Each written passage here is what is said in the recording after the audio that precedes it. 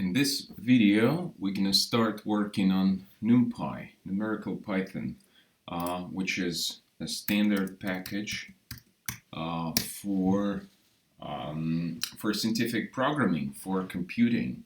So NumPy makes it extremely convenient to work with data, and in particular arrays of data.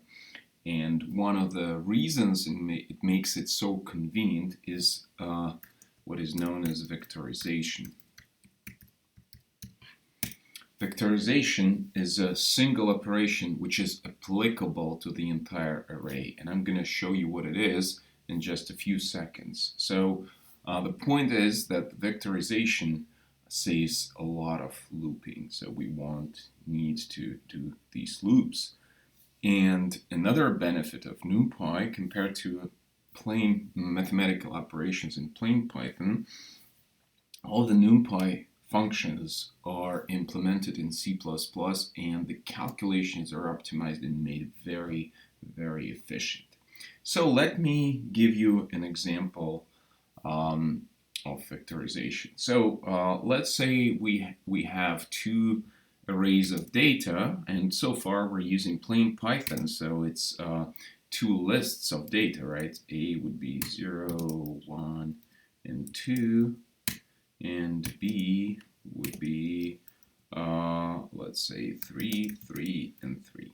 Okay, so if I want my C to be the sum of A and B, you probably remember that if I print C, well, it will just concatenate the two lists, and we'll have a longer list with all these elements, and it won't do any adding any addition of the elements. So what if we want to have an array or a list where each element would be a sum of the elements of A and B, we would have to write a loop. So let us create an empty list D and then write a loop. So for I in range length of, well, let's say array A, right? We do, oops, I apologize, that should be column. D, we append a new element, which is a sum of the corresponding elements of A and B. Alright, so if we execute this list, well, you can see here on top, but I'm gonna print my D, and D would be 3, 4, 5. So each element is a sum of corresponding elements of A and B. So the point is that in NumPy, you don't need to do that. If A and B, instead of being lists, were NumPy arrays, that would work, and that would have given you exactly what you wanted. So how do we introduce NumPy arrays? First of all, we need to load NumPy. It's a separate module, so we do it as usually import NumPy.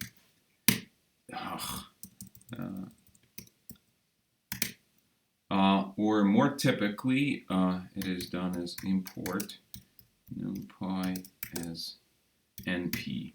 So that every time we call different methods of NumPy, we don't need to write the word NumPy. All right, then we want to introduce an array. While in NumPy, those sets, those objects, they're not called lists, they're called arrays, NumPy arrays. So now I will be sticking to these more common notion as array.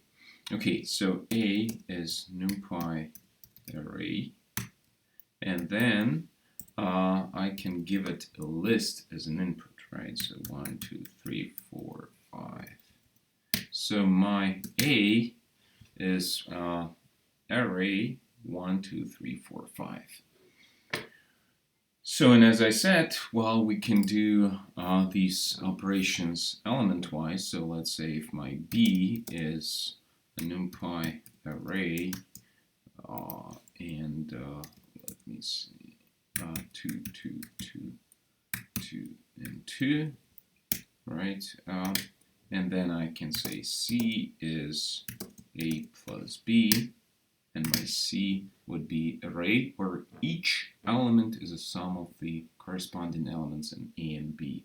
Well, what if your shapes of the arrays would be different? Well, we'll talk about it later, but long story short, it won't work. So, well, that's pretty simple. This array is one-dimensional. It is a vector, but you can also introduce two-dimensional array, which would be a matrix. So you could introduce C, or well, we had D as NumPy array, and then make it two-dimensional. So square brackets, and in the square brackets you can do 1, 2, and 3, 4. All right, so my D would be the following. Note that the elements of my NumPy array are all integers. Well, actually, when you specify the array, when you initialize it, you can say that if you want to have the type of your elements different, for example, float, you can make them float. And now you see they're not integers anymore, but the floating point numbers. All right, there are simpler, ways to actually initialize or create these NumPy arrays, similar to how we did with lists. Remember, with lists we had, let's say, after DE equals range 5, right? And E would be if you go in a loop, it will be 0, 1, 2, 3, 4, right? And we can do the same thing with NumPy arrays, except for it's called not range but arrange. So let's say F is NumPy arrange 5. If I print F, it prints me the array 0, 1, 2, 3, 4. Okay, well, similar syntax as for the range for lists we can use here. We can say G is NumPy arrange, and then start, stop, and a step, right? And G would be an array of 6, 9, 12, and 15. Well, often arrange is not the most convenient way to introduce new NumPy arrays, but a similar method, which is called linear space, is slightly more convenient, because here you need to set the step. Well, you don't know your step in advance. You need to calculate it, but you know the number of points you want to have. For example, you want to have, like here, here you have 4 points, because the endpoints is not included in a range, similar to the range. But if it were included, then you would have 5 points. So the syntax would be following. So H equals NumPy linear space from 6 to 18 in 5 steps, in five number of points. So my H is currently, well, very similar, except for here it returns the floats. It doesn't give you the integers. So actually, if you don't use the last parameter, it will use the default value for the number of points, which is 50. So it will make it the array of 50 points equally linearly spaced between 6 and 18, including 18. By the way, if you don't want to include 18, you could do the following. You could do NumPy linspace 6, 18, and 5, but you just say end point equals false. And then your h would be, well, it would be, again, it would be, yes, it would be equally spaced in 5 points, but the endpoint is not included, so it won't be exactly what we wanted. So if you wanted to get all except this last point, then you would have to do this. All right. Well, along with linspace, you can actually use log space. You can say h is NumPy log space from 6 to 18 using 5 points. And now your h would be 10 to the power 6, 10 to the power 9, 10 to the 12, to the 15, and to 18. Often when you deal with a large range of values, for example, considering vapor pressures, you might want to use something like that. All right, a little bit more on setting, creating new NumPy arrays.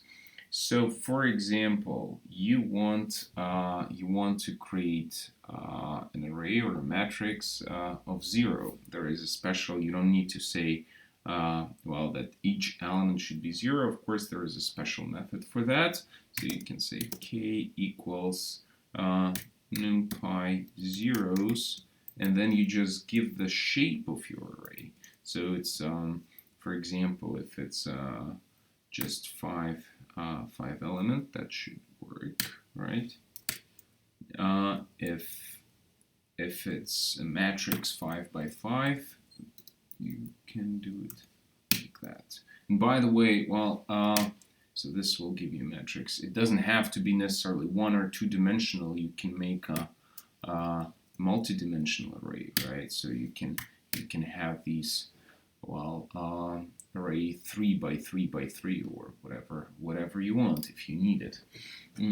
Then another method is to create an array of ones. So NumPy ones, and then again you can give the shape, so 2 by 2, for example.